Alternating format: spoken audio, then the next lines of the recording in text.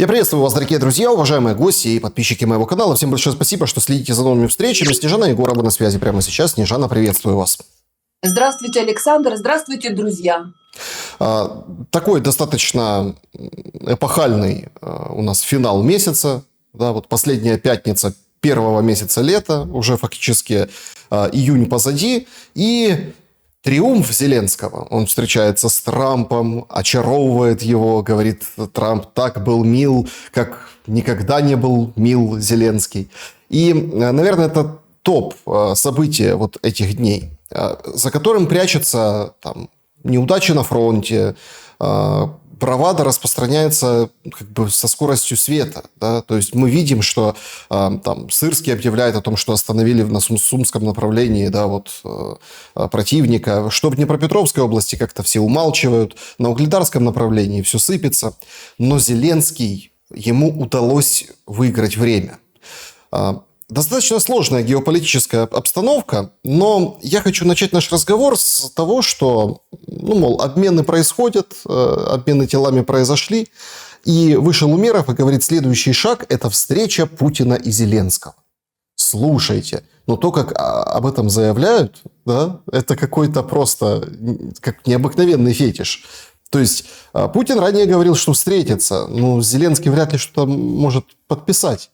Но у нас такое ощущение на Банковой, это прям идея фикс, чтобы Зеленский и Путин встретились вместе с Трампом. Может, в Турции Эрдоган предлагает.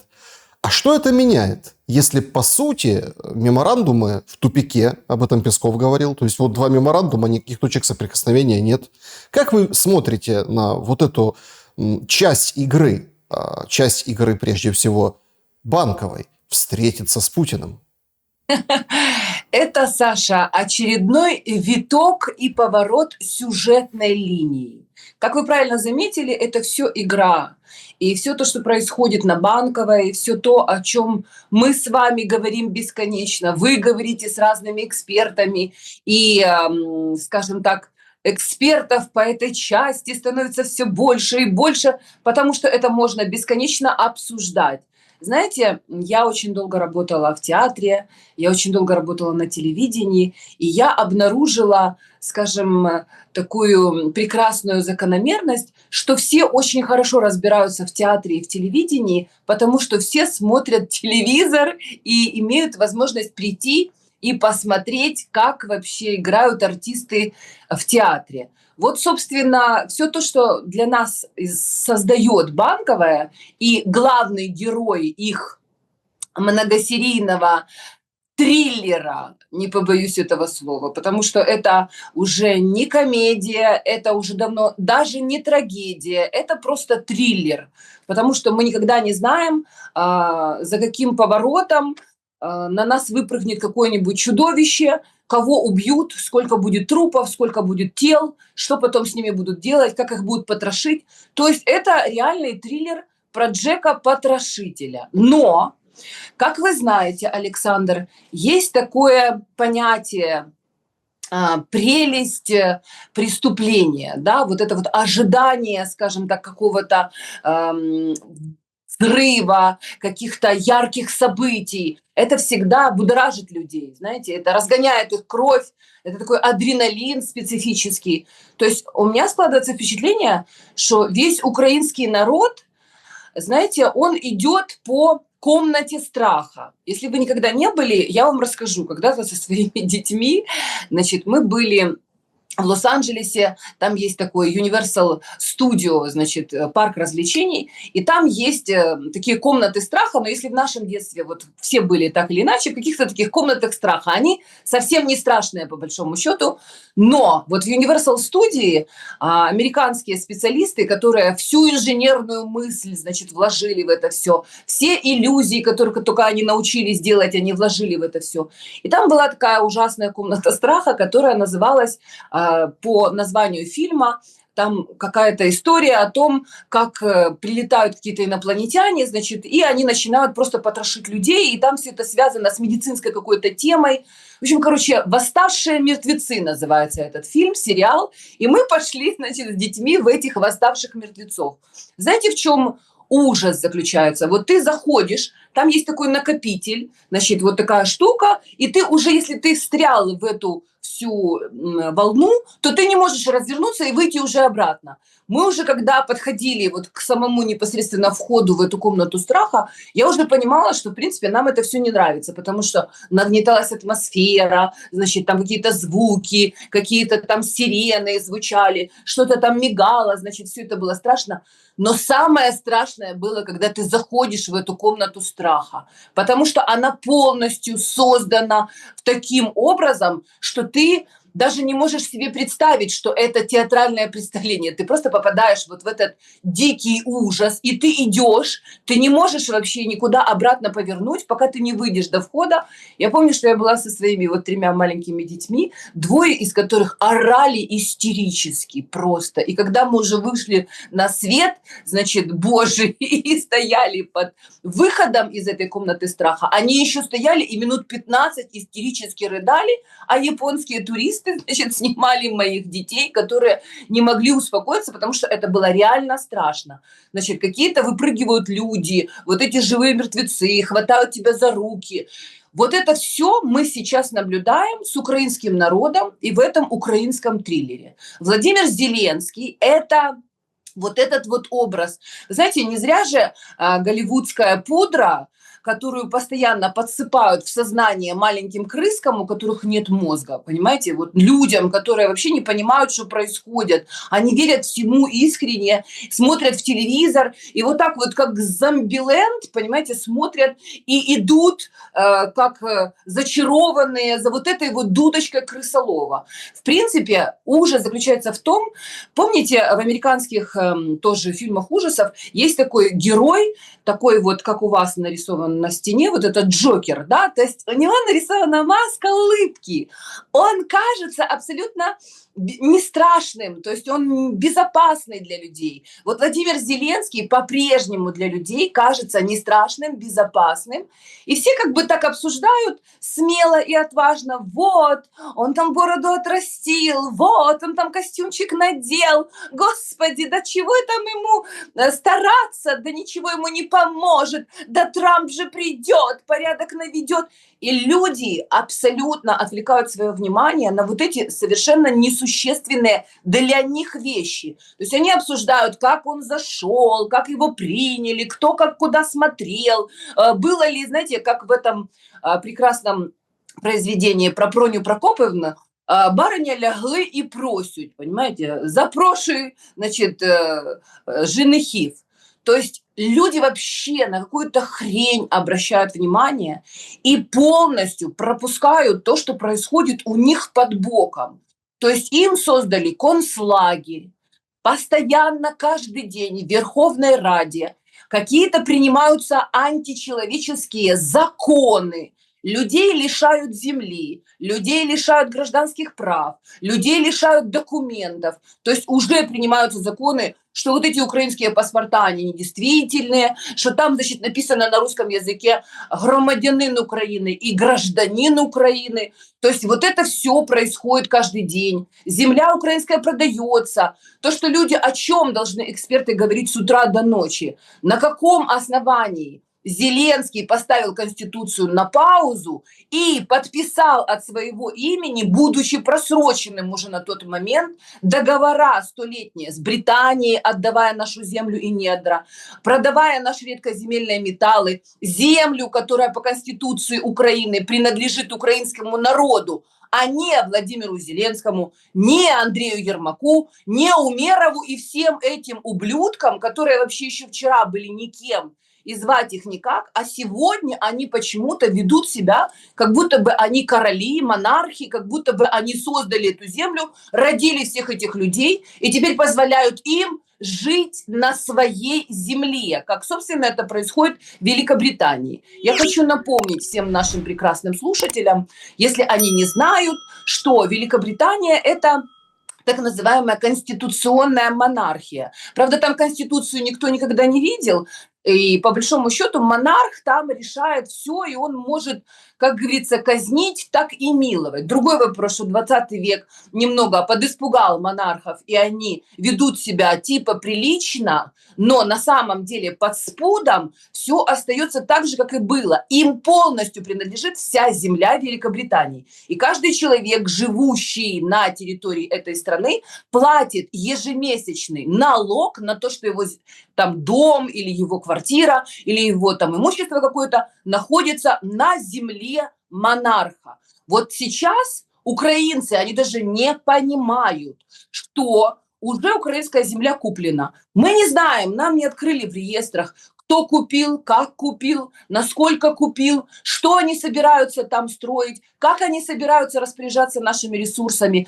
как они будут добывать эти редкоземельные металлы, во что это все выльется, будет ли после этого еще земля пригодная для проживания людей, будут ли отравлены воды, будут ли вырублены леса, будет ли уничтожена вообще ландшафт и какая-то экология. Вот об этом должны думать люди, где они живут, рожают своих детей, в какие школы они их ведут, как там им промывают детям мозги, какие вот эти кричалки, пугалки и какой дебилизм вообще, и кто на самом деле вкладывает в голову к их детям. Нет, ну вот Потому что с сегодня того же момента... пришла сегодня же вот эта история, да? Верховная Рада выделит деньги на игра Джура. Ну, это аналог зорницы, там физические упражнения, в общем, централизованное, из бюджета, в котором дыры, в которых не хватает денег в этих статьях расходов, но это типа святое, и вот этот Джура по принципу той зорницы, которая была, ну, там с идеологическим, конечно, уклоном, но, в принципе, суть одна и та же. Да? Дети должны учить военное дело. Нет, я считаю, что эту игру нужно переименовать не Джура, а Жмура. Знаете, жмурики вот эти, которые... И нужно сразу сказать детям с идеологической точки зрения, что они родились для того, чтобы умереть. Умереть за Владимира Зеленского, за его маму Риму, у которой сейчас есть квартира в Бурдж-Халифа, и по всему миру у пенсионерки из Кривого Рога образовалась разнообразная недвижимость. За его супругу Елену Зеленскую, которая скупает Феррари, значит, и Картье. Вот дети украинские должны умереть. И самое главное, нужно объяснить сначала вот этим безмозглым поклонникам Владимира Зеленского, которые рождены после распада Советского Союза и которые стали уже жертвами этого дебильного образования, которые, значит, їм вложили в голову, що батько їх Бандера, і, значит, якась там у них там мати невідома, значит, что, в принципе, они своих детей рожают для смерти. Более того, ви вообще, Саша, видели, що якась там, значить, депутатка вже пропонує внести закон в Верховну Раду, щоб заборонити виїжджати жінкам з 18 до 27 років. Тому що ми не тільки лишаємося самих жінок, а ще й ми лишаємося майбутніх дітей. То есть они уже к людям относятся просто как к скоту, просто как к скотобазе, к скотоферме, которая должна оставаться, не мычать, рожать детей, ничего не требовать, вообще ничего не получать. За свои собственные бабки каким-то образом должны этих детей поставить на ноги, вырастить, дорастить их до размера половозрелой особи, которой можно всунуть в зубы, значит, оружие, которое, безусловно, дадут. Оружие дадут обязательно, потому что военно-промышленный комплекс и Великобритании, и Соединенных Штатов Америки раздуваются, меха, как говорится, раздувают, и он будет производить орудие смерти для того, чтобы украинские женщины рожали новых солдат, безмозглых тупых существ, которых Владимир Зеленский, который, безусловно, планирует остаться навсегда у власти, потому что его, как говорится, благословили все короли, которые только еще существуют в природе. И, значит, и он будет бросать толпы женщин, детей, значит, и их детей на вот эту амбразуру страшной и ужасной России, которую нужно рано или поздно повалить, як то кажуть, і зжерти її бігом для того, щоб, значить, вона вже ніколи не існувала. Саша, на самом деле это реальный фильм ужасов. И люди не могут это уложить в своей голове, потому что эта действительность настолько страшная, а люди настолько наивные и так свято верят в телевизор, что они даже не в состоянии ужаснуться тому, куда их ведут, в каком аду они уже находятся и что еще им уготовлено впереди. Ну, вы понимаете, какая тут история? Когда сегодня пришла новость, что неделю назад где-то об этом, понятное дело, умалчивали, на границе со Словакией кинолог смылся, пограничник. Чем занимался этот пограничник? Он осматривал автомобили с собакой, да, то есть искал всякие запрещенные препараты и, в общем, контролировал.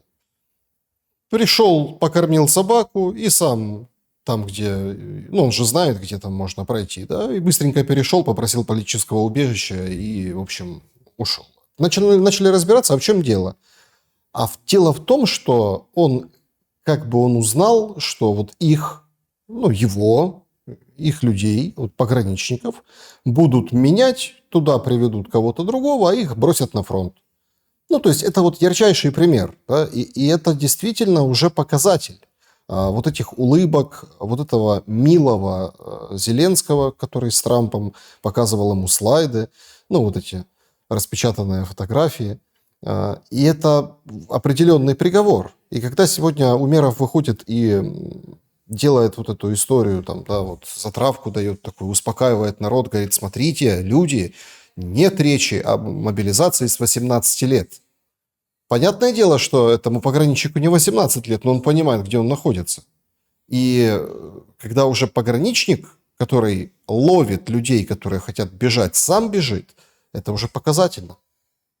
Смотрите, Саша, много лет тому назад, уже, к сожалению, можем сказать, практически лет 5 тому назад, когда я ходила на ваши каналы, и мы сидели в студии, ничего не предвещало беды, да, все верили в то, что мы о чем-то говорим очень важном, что мы до чего-то договоримся, что мы какой-то консенсус, понимаете, создадим, что мы сформируем какое-то общественное мнение, что власти, которые на тот момент были у власти, они нас слышат, что мы какое-то важное дело делаем. Вот тогда только начались разговоры о том, что нужно создавать вот эти вот ТЦК.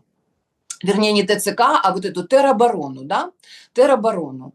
И тогда, сидя в студии, я сказала, что, друзья, тероборона – это будут первые люди, которые сами придут, визуализируются, сами подпишутся под это, и потом, когда начнутся боевые действия, их кинут, значит, воевать на штурмы и на линию огня.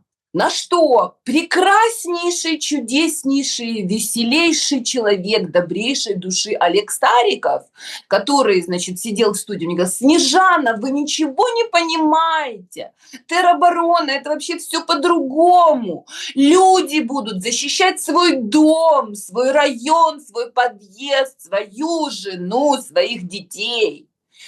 И спустя 5 лет мы прекрасно знаем, куда делись все те, кто подписались под тероборону. И, скорее всего, большинство из них находятся в том списке тел 6 тысяч, которые, значит, передаются Украине. И мы, кстати, между прочим, не слышим, что происходит с этими телами, как они вообще распределяются, отдали ли их родителям, заплатили ли деньги, планируют ли это сделать. Мы ничего об этом не знаем. То есть все то, что для людей важно, и все то, что может открыть для них ужас вообще этой бездны, в которую они самостоятельно идут и детей своих ведут. Все это скрывается, как говорится, тенью. Знаете, оно все уходит куда-то в тень. А вместо этого люди обсуждают, в костюме ли Зеленский, какой он был милый, как Трамп прекрасно с ним беседовал, как они рассматривали веселые картинки из какого-нибудь порножурнала, понимаете, веселились, хохотали. То есть у них нет проблем. Они собираются в этой Гааге. Вы вообще видели видео? Конечно, видели, потому что у вас на канале оно тоже было, как эта нарколыга вообще, итальянская эта Мелони. она же полностью вообще, к ней пришел наркотический именно в процессе, когда она вышла на пресс-подход к прессе.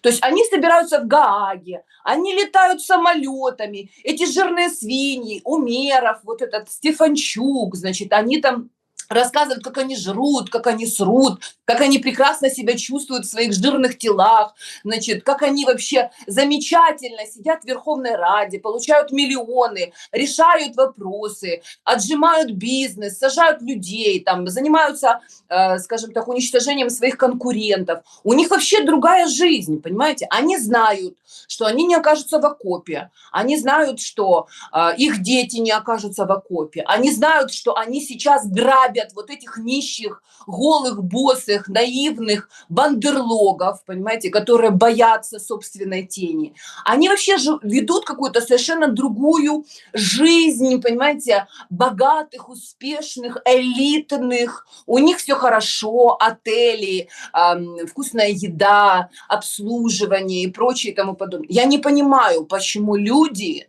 до сих пор верят этим чертям. Почему они до конца не могут осознать, как их вообще используют. И самое главное, Саша, вот вы правильно сказали, выходит Умеров и так чи-чи-чи им делает. Типа успокойтесь, мол, типа не нервничайте. Потому что он прекрасно понимает, что если, значит, стадо взбунтуется и осознает, что происходит, им не сдобровать. Поэтому они постоянно подсыпают этот яд, как бы давая людям все время надежду, что вот скоро все закончится, скоро ж мы Россию победим, и скоро, значит, будет перемога. Но на самом деле давайте не будем забывать, что все эти мальчики имеют непосредственное отношение к определенным, скажем так, библейским нациям, которые объясняют, что стадо вот этих гоев, вот этих вот существ, их нужно убивать кошерно. То есть сначала нужно, значит, перерезать горло, спустить кровь, а потом уже их разрезать и поедать частями. Поэтому, в принципе, по большому счету, они специально создают вот эту вот иллюзию спокойствия и уверенности для того, чтобы люди не понимали, что их убивают кошерно. Их детей, стариков отжимают квартирки, земельку, машинки, ну и в конечном итоге жизнь. Потому что по сравнению, конечно, с самой по себе жизнью, все вот это не имеет никакого значения. Когда человек живой, он может заработать еще одну квартиру, еще одну машину. Самое главное, чтобы ручки и ножки были целы. А вот эти вот десятки и сотни тысяч, и уже говорят, что миллионы с оторванными конечностями молодые люди, что они получат в итоге? Вот мне просто интересно, люди видят какую-то перспективу окончания вот этой ужасной войны? Героями они не станут, потому что эта война не героическая, потому что она изначально несправедливая, брехливая, и она направлена на то, чтобы уничтожить вот это население, которое испокон веков жило на этой земле и имело на него право, для того, чтобы отобрать у этих людей эту землю и завести сюда других людей по другим законам, под другим названием, создать совершенно другое образование.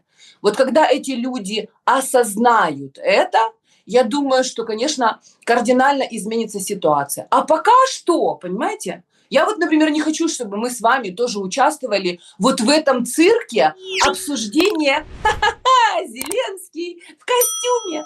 Он черт, убийца, диктатор и маньяк. Именно потому, что он осознает. То есть еще до какого-то момента людям казалось, что он не понимает, что происходит. Ну, там, может, не доносят ему, может... Там, не доносят, он цифры, недоношенный, может быть, понимаете? Эти цифры погибших, сколько там, 43 тысячи, 36 тысяч, да, то есть со стороны Украины. Вот уже разом 6 тысяч тел передали, да, среди 6 тысяч 20 там, их показывают везде, ну, этим занимаются трупоедством. Даже Трампу фотографии распечатали. Но еще 2000, да, 2-3 тысячи еще готовы передавать дальше. То есть тут тоже очень важный момент. И вот вы постоянно говорите, люди там чего-то осознают и что-то изменится. Но вот смотрите, сегодня Стерненко публикует, говорит, нужно срочно 200 миллионов. Все.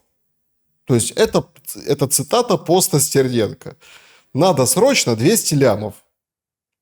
Ну, мол, Смотрите, Саша, скидывайтесь, донатьте. И смотрите, в чем парадокс. А люди-то, ну, как донатят все равно, раз такие, как Стерненко, Притула, фотографируют дроны, сливают там позиции, где можно, ну, вычислить, да, где это находится. Они все равно рублем помогают. То есть и так, понятно, в Украине сложно заработать деньги, сложно выжить, сложно там кормить семьи, сложностей много.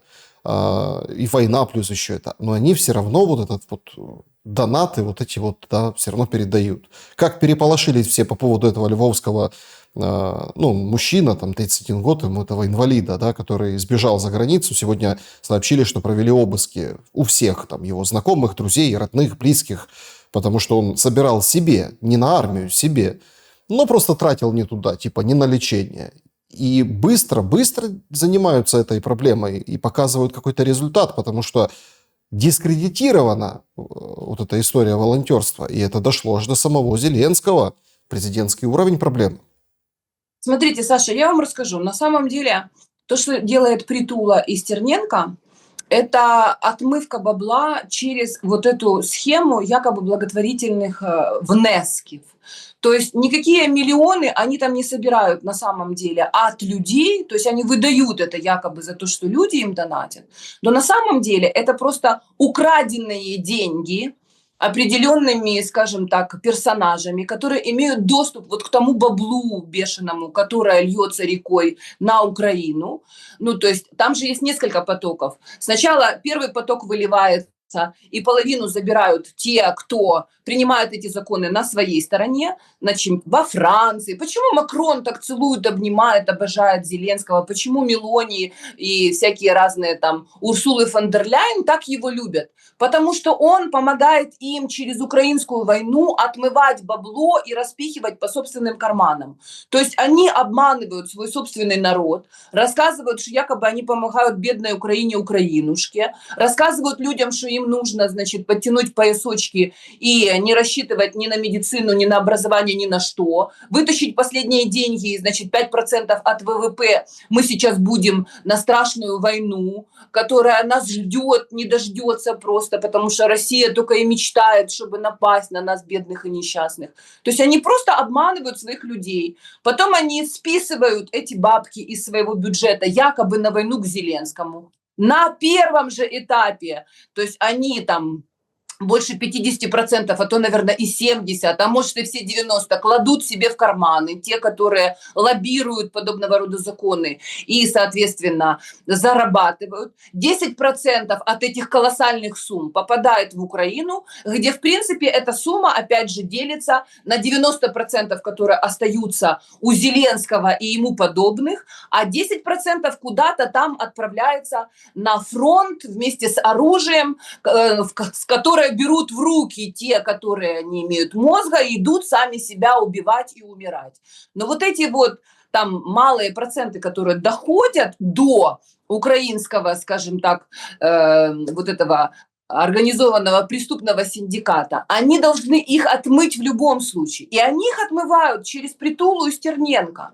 То есть они берут вот этот кусок бабла, там 200 миллионов, и якобы под видом того, что они, значит, донатят какими-то там простыми людьми, значит, они кидают их Стерненко и Притуле, і Стерненко і Притула розказують, що це просто люди, добрі люди, так хочуть воювати, що бідні, нещасні, понакидали нам мільйони і мільярди. Пойдите, Александр, объявите, чтобы вам миллионы и миллиарды значит, скинули в якости донату. Я посмотрю, сколько вы заработаете на этом. Это на самом деле просто чистейшие схемы, которые, в принципе, я не знаю, кто вони там, как там воинские звания, я не знаю, капитан Притула, понимаете, и капитан Стерненко, значит, в СБУшке просто отмывают. Потому что на самом деле они давно находятся, скажем так, на службе, и, соответственно, сейчас вот, скажем, заниматься этим легально и вот так вот все это пиарить могут только те люди, которые находятся под прикрытием спецслужб. Так а зачем Поэтому нападать на Васю Ломаченко? Ну, потому что Стерненко и Притула – это две гиены. Так они Конечно, они вдвоем, нападают. смотрите, вдвоем. Ломаченко просто написал, что, ну, прилет был в том, я так понимаю, он оттуда, да, там, Белгород-Днестровский, это, видимо, он имеет какое-то или имел какое-то отношение, да, к этому учебному заведению, этому лицею. И тут сразу понеслась, ты не написал, что это русская ракета, ты там такой, ты там сякой, тут им отвечает, это все вот публично. Чемпион, который там повесил на гвоздь перчатки, ну, собственно, он же в стране, он же живет на своей земле. Человек, который там поддерживает, реально поддерживает Украинскую православную церковь, который там за то, чтобы не травили по русскому языку, на него прям напали прям вдвоем. Ну, это чтобы донаты собирать лучше. Ну, потому что им нужно демонстрировать хоть какие-то подвиги. Это же две мерзкие, трусливые сущности, которые могут только как гиены оскаливаться и нападать, и всех грязью поливать, просто пользуясь доступом к средствам массовой информации. И к тому, что, в принципе, им ничего за это не бывает, потому что они под прикрытием. А Вася Ломаченко – это реальный герой Украины, но в отличие от Усика, который полностью предал и православную церковь, и веру, и все остальное за ковришки, за то, чтобы выезжать за границу, за то, чтобы иметь возможность выходить в ринг, за то, чтобы получать какие-то донаты, спонсорские какие-то бабки. Ну, то есть просто, чтобы просто жить, понимаете? То есть Усик сдался с потрохами. Потому что, как вы помните, Усик и Ломаченко, они, в принципе, в одно время были в одной лодке. Но потом Усик с этой лодки спрыгнул и поплыл по бурному морю дерьма, которое, значит, насрали вот так вот всякие Стерненки, Притулы и разные другие гордоны с прибацманами. Но Вася Ломаченко – это человек совершенно другой породы. Он более, скажем так, больше мужчина, чем все эти твари, которые только выдают себя за существ мужского пола. И, соответственно, так как он не ломается, наверняка ему были и предложения, наверняка хотели его тоже подключить к этой схеме, чтобы он тоже присягнул черту, чтобы он сказал, что так, звісно, я український українець, український боксер, я підтримую Володимира Зеленського, і ми будемо, значить, знущатися над монахами. Просто Вася нормальный человек.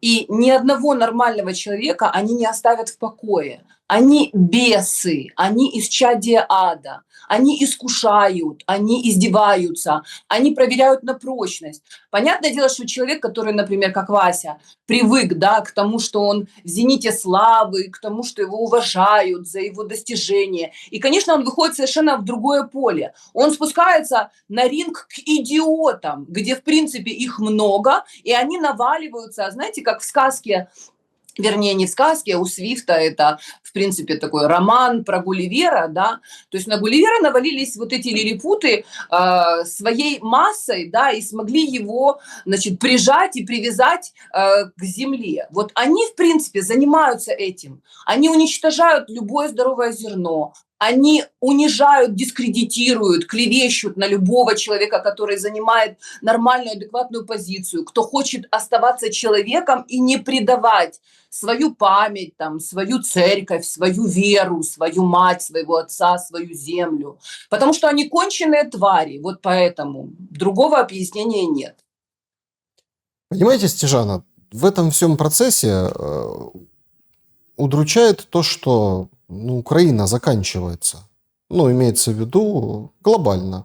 Ну, то есть государство это, да, вот и территории, и люди. Ну, вот там форма правления на определенной территории определенным составом людей, да. Людей все меньше. Кто-то бежит, кто-то уезжает, кто-то умирает, кто-то ждет, когда тело передадут, кто-то бежит от войны. И вот это вот тоже история, это, в прямом эфире помогли там парню из Константиновки. У него прилетело в дом, и он жил в подвале соседнего дома. Ну, потому что прилет, и обратился, говорит, я не хочу ехать с администрацией, эвакуация, которая организована администрацией, потому что я доеду до ближайшего блокпоста ТЦК, ну и, собственно, потом меня вот через волонтеров есть шанс. Ну, что они там вывезут его, куда-то привезут, и он там уже будет по месту, собственно, находиться, хотя тоже опасно, но проще, да, тем более, что многие там родственники уже выехали с той Константиновки, вроде как помогли, вывезли его, плюс-минус, что дальше будет непонятно, и как дальше решать свою судьбу в этом смысле. Уменьшается количество украинцев, уменьшается количество земель, там очередной населенный... Нам уже даже не сообщают, какой населенный пункт там, под контролем Российской Федерации. Понятно, мы не можем верить российской стороне, потому что, ну, понятно, нужно там контроль, фиксация, то есть должно пройти какое-то время. Ну, вот они там заявляют об одном селе, втором, третьем, четвертом. То есть мы видим, что как бы территориально и физически, человечески украинцев становится меньше. Плюс вот эта история с отказом от людей там, русскоязычных, ну, мол, как ты не можешь себя называть украинцем, если ты русскоязычный. Да? Вот это прям такой тренд идет. Травят блогеров, травят всех на свете. Парадокс там на субботу, на завтра, 2 митинга возле памятника Пушкину в Одессе. 2. Один за за Пушкина, за русскоязычную Одессу, за там, историю. Другой против москворотых и так далее, и так далее. То есть мы понимаем, что вот эта история, она не переделывает людей, она просто уменьшает количество населения. И вот приходит очень интересная, там вообще интересная социологию нам дают, там опять Залужного вывели, там, что он во втором туре переигрывает Зеленского. Да, Потрясающая история. То есть Залужный, который 0 по модулю в политическом плане, там, его очень красиво нейтрализовали. Вот так раз и все. То есть посол и посол. Там он что-то скажет, ну и пускай. Уже никому не интересно, но он второй или там первый в рейтингах, представляете? И вот сейчас провели опрос, это уже КМИС, то был социс, это КМИС. А разделились украинцы ровно практически вот пополам. В общем, вопрос звучит как, что вот Украина – это развитие демократии, ну, демократия развивается, или авторитаризм. И вот там 50%, что половина украинцев, согласно этому опросу, верит, что это демократия у нас развивается. Да. 41% верит, что нет, мы идем по пути авторитаризма и диктатуры. Ну и 9% не ответили, ну, понятное дело. Понятное дело, что они думают. Вот вам срез украинцев, которых становится меньше. Половину уже с точки зрения их суждений. Как тогда вообще поменять эту траекторию движения? Потому что если тренд вот сейчас надо останавливать войну, запускать какие-то программы, там, раздавать деньги, собирать всех на этой территории опять. Ну, то есть это надо делать было вчера, потому что так просто сотрется Украина. Ну, как вам сказать, Александр, если где-то убыло, значит, где-то прибыло. Существует закон сохранения энергии. Если становится меньше украинцев, значит, становится больше русских. Значит, просто люди, которые достаточно долгий период времени верили свято телевизору и телевизионной пропаганде, которая так или иначе, открыто или подспудно, вливала им в голову, начиная з розпаду Совєтського Союзу, що це ми українці, всі були багаті, все у нас є, все у нас добре, ліси, поля, значить, тварини, пшениця, все в нас є, розказував Леонід Макарович, це ми всіх годували, весь цей Радянський Союз, а тепер ми перестанемо всіх годувати, і тепер самі будемо жерти, і все в нас буде добре, тому що ми будемо багаті і пихаті. Помните, Саша, у вас в студии был такой прекрасный, чудесный, орущий вообще благим матом Охрименко, который, когда я говорила, что нужно останавливать этот ад и промывку мозгов, которая происходит в Украине, иначе будет война с Россией, Охрименко кричал, что ніякої війни не буде, та ніхто собі не дозволить. Когда я говорила, что люди нищают вообще и что ничего хорошего это не принесет, потому что дальше у них будет только одно место роботи – это на фронті. Охріменько кричав, що українці не можуть бути бідними, тому що вони зазвичай десь собі якусь заначку тримають. Где сейчас тот Охрименко, который промывал людям мозг, которые искренне верили тому, что действительно вот мы прямо развиваемся, растем как на дрожжах. А на самом деле, Олександр, Україну як ту свиню відгодовували. Знаете, прежде чем пустить свинью на сало, значит, разрубить ее на шматки и сожрать ее очень хорошо кормят. То есть она лежит в своем собственном дерьме, значит, довольная такая, счастливая, ей приносят постоянно. Вот так вот даже ничего не нужно делать. Это даже не беговая свинья, понимаете, она не Вася Ломаченко, который, значит, должен быть всегда в форме и должен быть всегда, как говорится, готов к удару. А это просто вот тупая такая свинья, как Стерненко, тупомозгле существо, як Сергійко Притула, який не привик працювати, він може тільки ротом своїм працювати і хоче дуже багато бабла. А як його заробити на війні, крім того, як відмивати бабки СБУшні, які, значить, нам білі господа з-за кордону відправляють. Тобто Україну просто откармливали для того, чтобы вот осуществить то, что сейчас вы видите. Потому что зачем долго мучаться, заходить, искать там какие-то способы договариваться? Нужно просто, значит, поставить администрацию концлагеря, такого как Зеленский, и вместе с ними, вот этих еже с ними, которым не жалко этих людей, которые не ассоциируют себя с этим этнической группой, да, ни с украинцами, ни с русскими, вообще со славянами они себя не ассоциируют.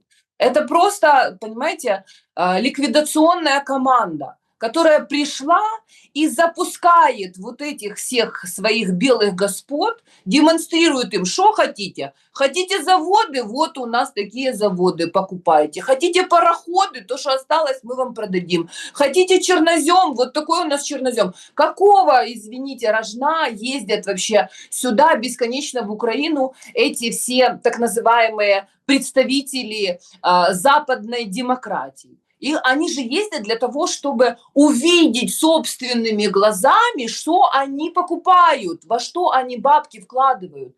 А люди верят телевизору. Они не понимают, что они вот те холопы, которых продали вместе с землей, вместе с рудниками, вместе с редкоземельными металлами. Но видите, судя по тому, что вы рассказываете, вот этот пограничник, который осознал, понимаете, свою участь и решил все-таки взять свою собственную жизнь под собственный контроль и выжить любой ценой, потому что он понимает, что в рамках этого концлагеря практически невозможно это сделать, потому что каждый второй стукач, который ради того, чтобы собственную шкуру спасти, он будет кого-то ломать и забрасывать в бус и отправлять на смерть. Потому что вот эти вот ублюдки ТЦКшные, они, например, не понимают тоже, и их подбирают, видимо, для того, чтобы у них мозг не работал, а чтобы это была просто гора мышц, которая выполняет какие-то команды.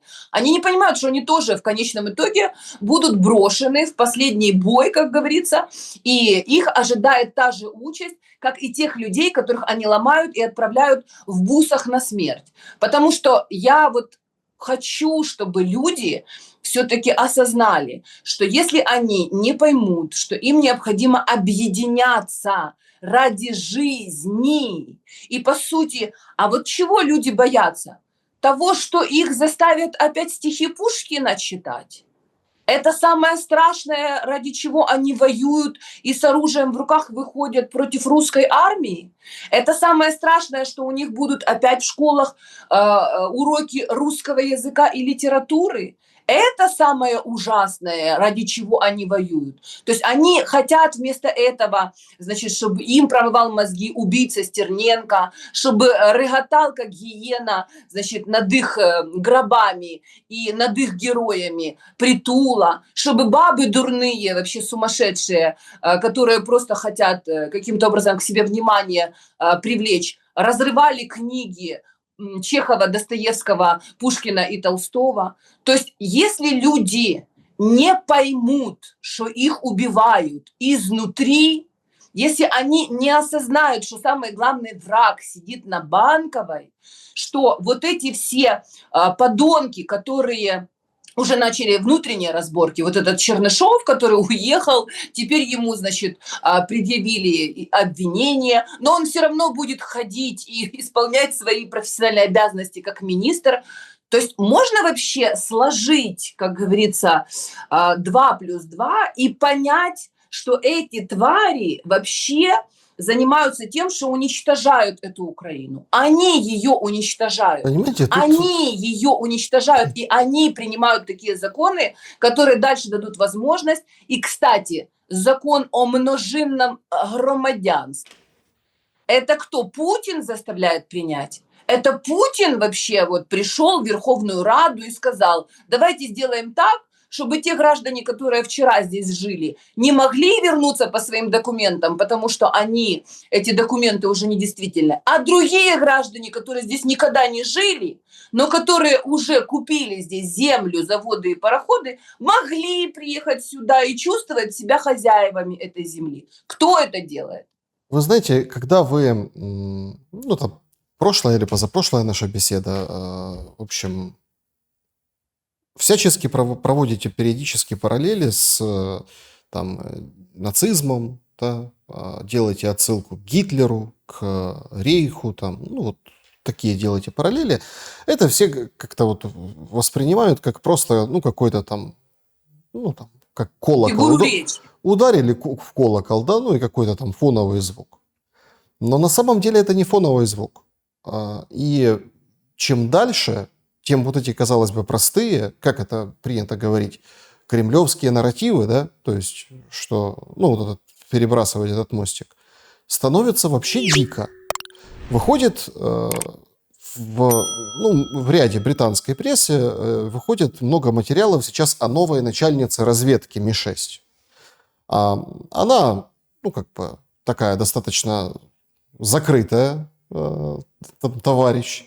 С 22 лет, ну, это Daily Mail пишет, с 22 лет ее только упоминают в качестве там МИД, да, награждения какие-то. То есть вообще мало что неизвестно. Но раскопали и нашли. Значит, оказалось, Блейз Метревели, или Метревели, правильно, да? Она внучка по отцовской линии нацистского коллаборациониста Константина Добровольского. Я знаю. То есть да. Это украинец, дезертировавший из Красной Армии. У него, собственно, был такой даже, ну как, позывной или там прозвище, кличка. Ну, сейчас это позывные, да, все берут себе позывные. Короче, он мясник. Был осведомителем Третьего рейха в Черниговской области. То есть украинские корни. Его там еще, ну, другая история, там, вермахт называл он агент номер 30, да, для советские власти, злейшим врагом его, там, украинского народа назвали, и даже назначали сумму за его голову 50 тысяч рублей. По тем деньгам это колоссальные деньги, то есть это там переводят в статье, что сейчас это примерно там, 200 тысяч фунтов стерлингов, то есть это много. В Германии есть целый архив, там 3 тома, более 500 страниц про дедушку новой начальницы разведки. В общем, они там рукописные письма его, там, где он Хайль Гитлер заканчивает там свои письма. В них этот Добровольский хвастался, что перед немецкими командирами, что лично участвовал в, ну, там, расправами над евреями, украинцами, грабил тела жертв Холокоста, смеялся над, ну, как бы издевательствами над женщинами, да, вот в этот момент. Его сын, Константин Добровольский-младший, 1 января 1943 года родился в Украине. Да? И вот этот Метревели, да, это не какой-то там псевдоним, а это реальная, скажем так, фамилия отчима, ну, то есть вот этого сына. Исследовали всю, скажем так, вот эту линию. Понятно, что очень интересный факт, что СССР продолжала разыскивать нациста Константина Добровольского еще даже вот в 1969 году. То есть вот это вот прям очень интересно. То есть это династия.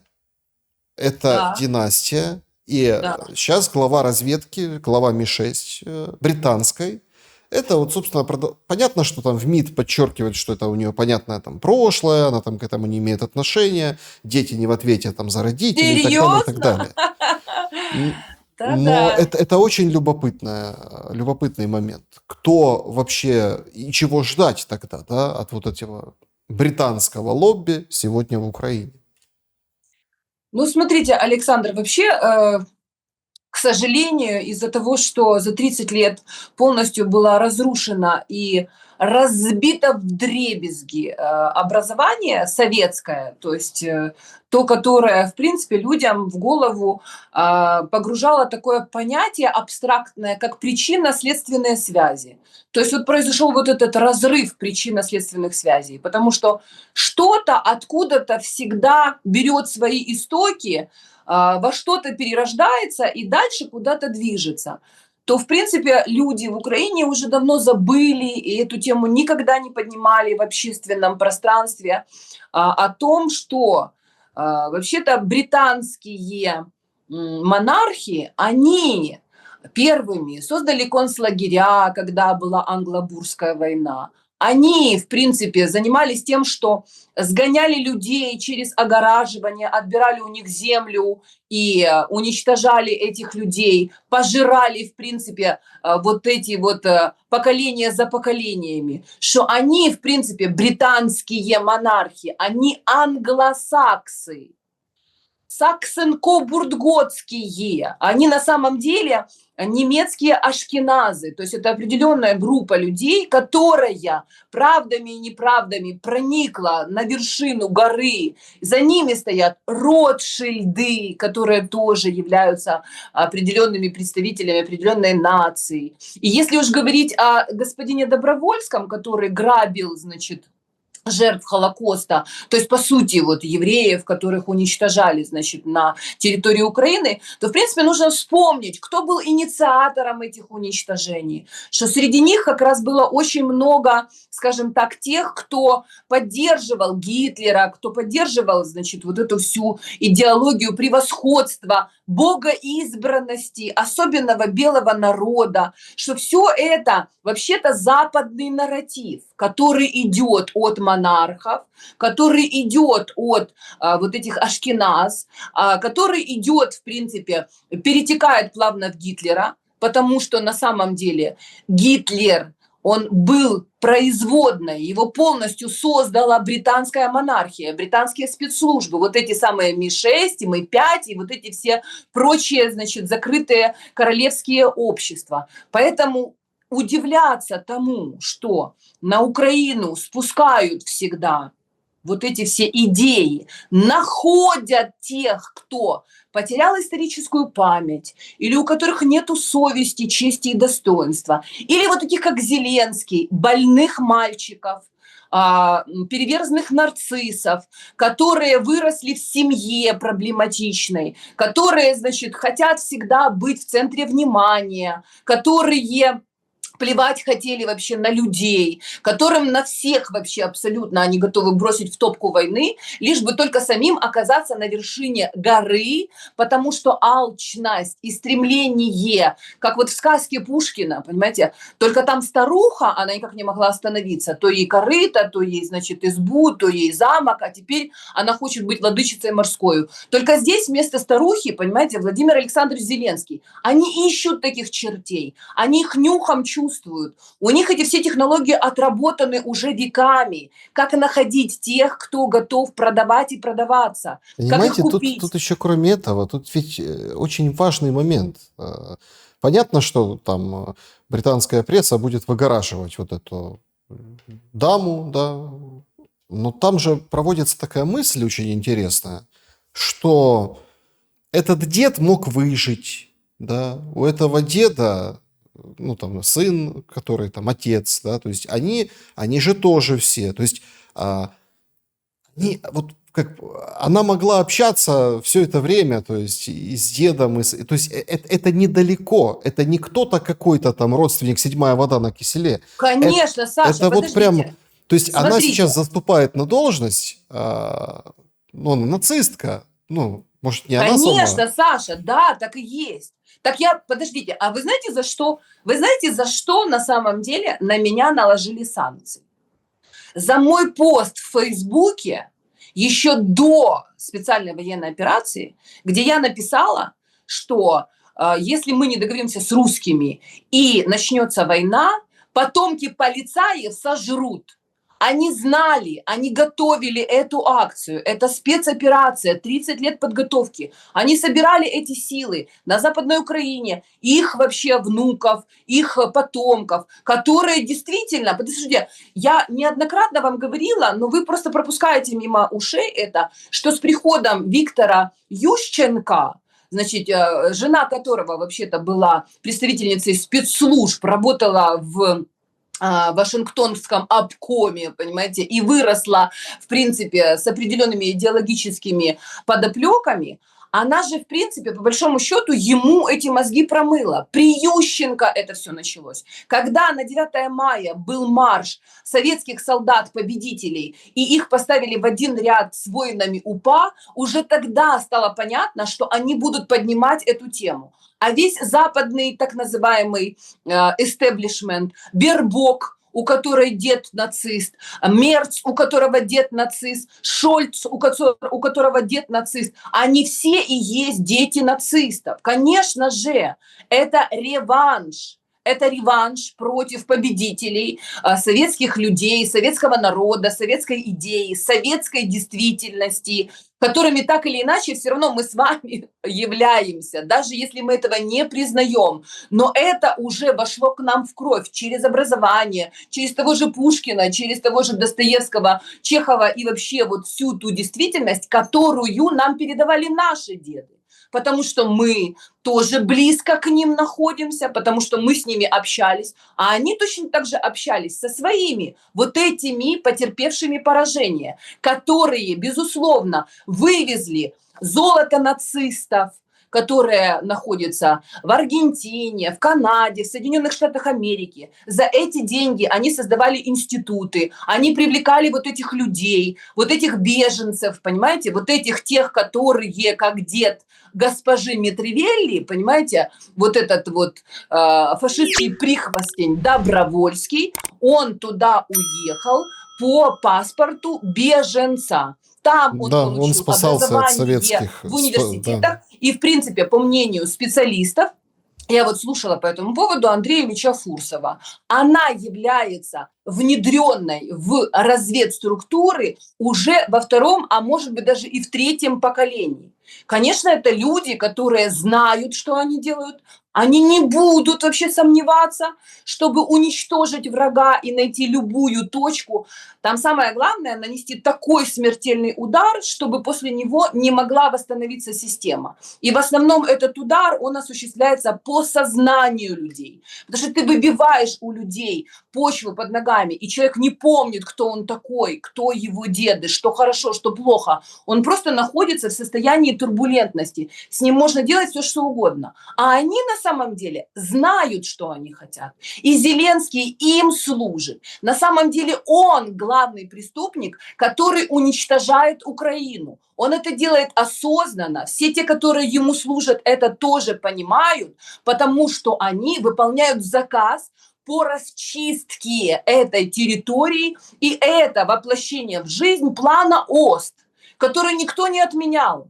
Никто не сказал вообще, никто не раскаялся, не сказал, что мы хотели отобрать у вас землю, земельку и поселиться там сами, мы расширяем свою сферу жизненного пространства. Вообще-то на самом деле на Нюрнбергском процессе вообще такое понятие, как геополитика, было осуждено как нацистская идеология. А сейчас куда ни плюнь, куда ни посмотри, все легко и непринужденно этим понятием апеллируют, и все рассказывают, что геополитика, геополитика. Да мы давно уже находимся в этих нацистских нарративах, и просто, к сожалению, из-за того, что в Украине людям в телевизоре сливали сало за, как говорится, воротник, и какую-то хрень им постоянно показывали в качестве важного для их жизни, они просто потерялись и не понимают, что их пришли убивать, а они верят своим собственным палачам. Вместо того, чтобы объединяться с теми, кто понимает, что происходит, стучат им в мозг, а там закрыто, понимаете, абонент поза зоною досяжности. Потому что они смотрят на красивые картинки. Их научили смотреть на красиву королеву, яка шапки ходить, на її дітей, якусь сукню вдягнули. Вообще, на самом деле, это настолько вообще не важно.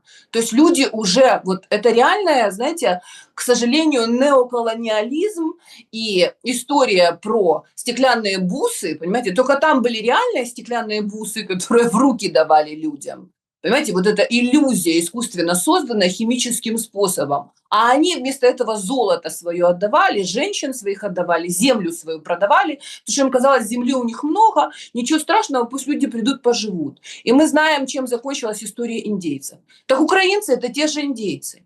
Просто они никак не могут этого осознать. Ну, Потому что в анамнезе своем они потомки победителей. Русские люди, которые забыли, кто они такие. И до тех пор, пока вот это будет падение в бездну забвения, вот это скотство, оскотинивание, пока люди будут превращаться в свиней, которые хотят лежать в своем хлеву, и им кажется, что их всех должны кормить, люди должны задуматься, что бесплатный сыр бывает только в мышеловке. И когда тебя кормят как на убой, знай, что рано или поздно придет тот, кто соберется тебя убить. И в принципе это должно быть высечено, знаете, над кроватью у каждого, и каждый должен понять, что защита собственной жизни и собственных детей – это лишь твоя собственная проблема. И нужно искать тех, кто тебе это объясняет, и объединяться со своими единомышленниками, а не идти на убой, как бараны, в руки собственным палачам и радоваться тому, что их козел-провокатор такой веселый, одел костюмчик вообще, и там весело он беседовал с Трампом. Эти все люди, которые сейчас у власти в Украине, они и есть те палачи, которые уничтожают Украину и украинский народ. И люди должны рано или поздно это осознать. Но может так случиться, когда они уже будут на краю пропасти стоять, когда они уже, знаете, обратной дороги уже не будет. Они могут осознать это в последний момент. Как это осознавали, например, вот те евреи, которые шли в Бабий Яр. Ведь на самом деле они же шли туда по доброй воле. Им же сказали, что их повезут в Палестину, их же будут увозить вообще из этого ужасного, значит, совкового ада, их повезут на землю обетованную. Их же туда повели их раввины, большинство из которых работали на нацистов. И они не оказались там в Бабьем Яру. Их не расстреляли, их наградили, дали им сахарок и отправили их туда, где они доживали свои дни. А то, что они повели свой народ и отправили его на бойню с женщинами, стариками и детьми, это, в принципе, не принято об этом говорить. Но на самом деле люди собрали все самое лучшее в чемоданчике, золото, бриллианты, все, что они накопили, прятали долго, понимаете, на лучшее время. И нацистам и полицаям оставалось только распределять. Здесь шубка, здесь золотко, здесь, значит, потом у мертвых повырываем зубы золотые. То есть вот за это золото, которое нацисты вырвали вообще из ртов еврейских, русских, советских, они теперь приходят, чтобы нас убивать. А Андрей Ермак прекрасно улыбается и дружит с господином Соросом и с его сыном Сашей Соросом. Сорос, если никто не знает или не помнит, или забыл, или никогда не интересовался, вообще-то на самом деле он заработал все свои деньги как раз на расчлененке евреев из Варшавского гетто. То есть он скупал после уничтоженных евреев золото, бриллианты, перепродавал это все. То есть он и есть вот тот нацист, который служит нацистам.